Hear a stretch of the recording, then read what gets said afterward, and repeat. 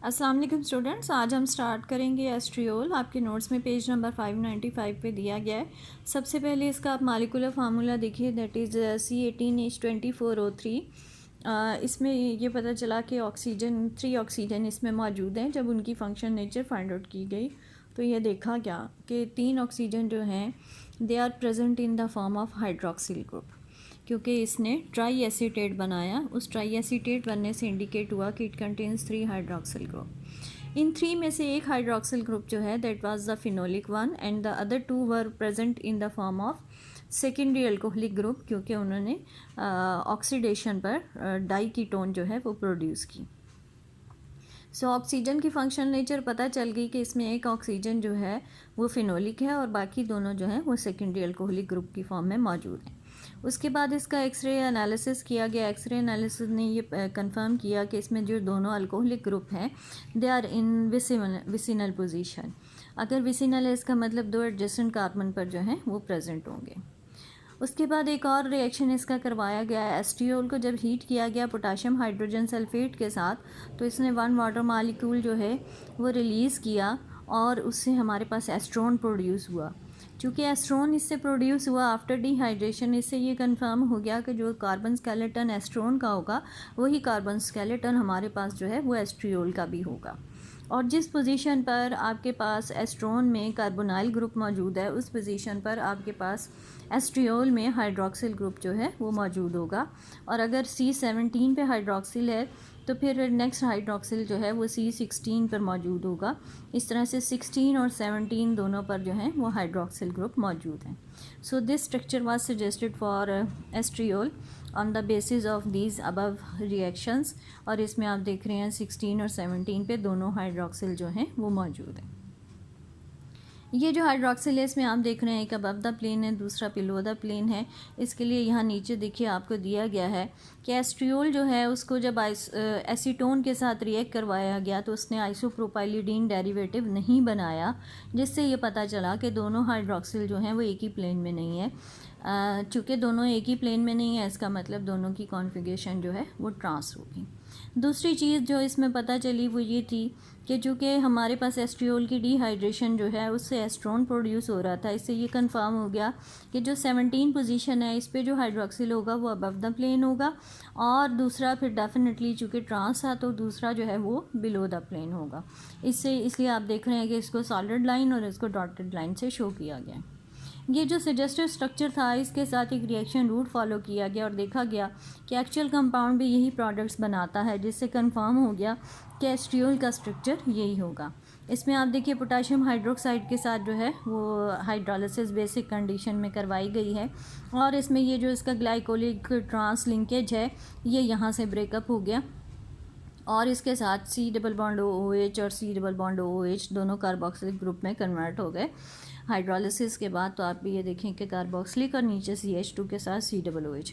इसको जब सिलीनियम के साथ हीट किया गया तो डिहाइड्रोजिनेशन हुई और एरोमेटाइजेशन हो गई हमारे पास। सो यहाँ पर आप देखें कि आपके पास जो है सिलीनियम के साथ हीटिंग से एक तो रिंग जो है वो डिहाइड्रोजिनेट होकर एरोमेटाइज हो गए। दूसरा हमने पढ़ा था कि ड्यूरिंग सिलीनियम डिहाइड्रोजिनेशन जो कार्बोक्सिलिक एसिड्स हैं और जो एंगुलर मिथाइल है वो भी रिलीज़ हो जाता है। तो यहाँ पर आप देख रहे हैं कि आपके पास जो है एंगुलर मिथाइल तो अब ये नहीं रहा रिंग ओपन होने के बाद, लेकिन carboxylic group tertiary carboxylic group जो है वो इसमें मौजूद है। इसकी डीकार्बोक्सिलेशन हो गई और ये हाइड्रोजन जो है वो रिंग के साथ अटैच हो गया। तो आप यहाँ पर देख रहे हैं कि सिर्फ ये जो CH3 है वो इसमें आपके पास बाकी रह गया। सो एक CH3 यहाँ पर आ गया। दूसरा यहाँ पर जो है यहाँ पे भी कार्बन डाइऑक्साइड निकल गई और ये भी CH2 हाइड्रोजन लेके CH3 में कन्वर्ट हो गया। सो ड्यूरिंग सेलेनियम डिहाइड्रोजिनेशन आपके कार्बोक्सिलिक एसिड जो हैं उसमें से कार्बन डाइऑक्साइड रिलीज़ हो गई है और आपके पास ये डाईमिथाइल प्रोडक्ट जो है वो बन गई। इसको जब हमने जिंक के साथ ट्रीट किया तो जिंक क्या करेगा, इसकी ऑक्सीजन को रिमूव कर लेगा और आपके पास जो है ये हाइड्रोजन रिंग के साथ अटैच हो जाएगा। सो डाईमिथॉक्सीफेनोथ्रीन जो है वो आपके पास एंड प्रोडक्ट बनी। सो this is the first evidence. Actual compound जो है उसने भी चूँकि यही प्रोडक्ट प्रोड्यूस की थी, इसलिए जो है ये कंफर्म हो गया कि जो स्ट्रक्चर सजेस्ट किया गया है this is the actual structure of estriol. इसके बाद नेक्स्ट पेज पर देखिए एक रिएक्शन आपको दिया गया है, एस्ट्रोन है, इसकी रिडक्शन करवाई गई है by using this lithium aluminium hydride, या फिर यह अब एक और रिएजेंट दिया गया है, इसकी प्रेजेंस में करवा लीजिए। तो इसकी रिडक्शन में क्या होगा, आपका ये जो सी डबल बॉन्ड हुआ है ये कन्वर्ट हो जाएगा CHOH में, तो ये एक प्रोडक्ट बन जाएगी, इसको एस्ट्राडाइयोल कहते हैं। वैसे ये नेक्स्ट हमारे टॉपिक में शामिल होना चाहिए था, लेकिन उसने एस्ट्रोन से एस्ट्राडाइयोल यहीं पर एक स्टेप दिया गया, इसलिए इसको गो थ्रू कर लीजिए। आप इसको एज सिंथेटिक एविडेंस ऑफ एस्ट्राडाइयोल जो है वो रिपोर्ट कर सकते हैं। यहाँ पर आप देखिए कि आपके पास जो है एस्ट्रियोल जो है उसकी सिंथेसिस का रूट आपको दिया गया है। जब हम एस्ट्रियोल की सिंथेसिस का रूट देखते हैं तो स्टार्टिंग मटेरियल आप देखें मिथाइल ईथर ऑफ एस्ट्रोन ले लिया गया। एस्ट्रोन का सिर्फ ये OH की जगह पर OCH3 आपके पास मौजूद है, और इसका रिएक्शन करवाया गया है potassium tertiary butoxide and amyl nitride. Potassium tertiary butoxide क्या करेगा, इसकी इस हाइड्रोजन को बेस है तो यहाँ से हाइड्रोजन रिलीज़ करके इसको कार्बेनाइन में कन्वर्ट कर देगा, और ये कार्बेनाइन इस नाइट्रोसो कंपाउंड नाइट्राइड के ऊपर अटैक करेगा और ये नाइट्रोसो बन जाएगा। ये इमाइल नाइट्राइड को मैंने ओपन करके लिखा है, तो ये नेगेटिव देखिए नाइट्रोजन पे अटैक करेगा, O नेगेटिव होगा। जब O नेगेटिव रिटर्न होगा तो इसमें से ये कार्बेनाइन ये एक नेगेटिवली चार्ज आयन निकल जाएगा और नाइट्रोसो इसके साथ लिंकअप हो जाएगा। सो पहले आपके पास यहाँ पे रिंग के साथ जो है N डबल बॉन्ड O जो है वो बन जाएगा। Nitroso compounds they undergo isomerisation, क्योंकि इसी कार्बन के पास हाइड्रोजन भी होती है, तो वो हाइड्रोजन यहाँ शिफ्ट होगी, O नेगेटिव होगा और वो हाइड्रोजन ऑक्सीजन के साथ चली जाएगी। इस तरह से डबल बॉन्ड NOH आपके पास प्रोडक्ट जो है वो बन जाएगी। अगले स्टेप में देखिए इसको जिंक और एस्टिक एसिड के साथ रिएक्ट करवाया गया।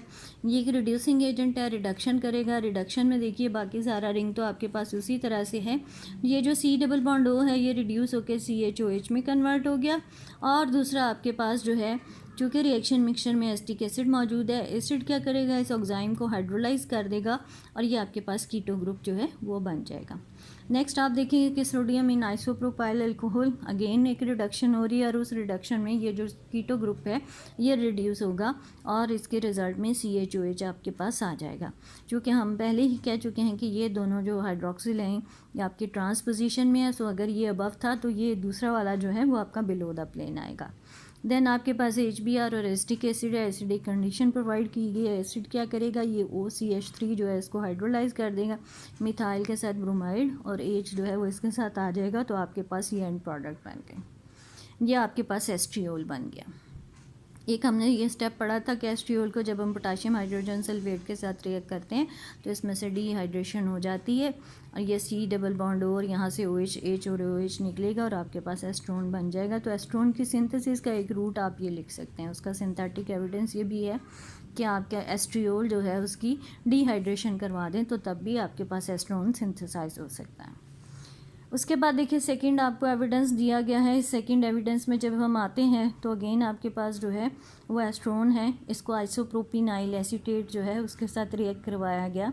आइसोप्रोपिनाइल एसीटेट जो है वो एक बेस के तौर पे एक्ट करेगा, वो इसके अल्फ़ा हाइड्रोजन को रिलीज़ करेगा, कार्बेनाइन बन गया। बॉन्ड शिफ्टिंग करेंगे, O नेगेटिव आ जाएगा, तो नेक्स्ट प्रोडक्ट में देखें यहाँ पे डबल बॉन्ड आ गया, O नेगेटिव है। ये जो O नेगेटिव है वो इसके एसीटेट को के साथ जो है वो आगे लिंकअप होके OA साइल जो है वो आपके पास प्रोडक्ट इसमें बन जाएगी। इसका अब ये अगर आप कहें अगर आपको नहीं समझ आ रहा है तो मैं इसको भी ओपन करके स्टेप को आपको क्लियर कर दूँगी। नेक्स्ट देखिए कि इसको बेंजोइक एसिड के साथ रिएक्ट करवाया गया। पर एसिड क्या करता है, कार्बन कार्बन डबल बॉन्ड पे एडिशन हो जाएगी और आपके पास ये एपोक्साइड रिंग बन जाएगा। ये जो आपके पास एपोक्साइड रिंग बना है ये लिथियम एल्यूमिनियम हाइड्राइड के साथ इसकी रिडक्शन करवा दी, बॉन्ड यहाँ से ब्रेकअप हो जाएगा, एक हाइड्रोजन कार्बन के साथ दूसरी ऑक्सीजन के साथ, तो आपके पास OH आ गया। सो आपके पास ये एंड प्रोडक्ट इसमें बन गई which is estradiol. So this is the complete topic of estradiol. Thank you.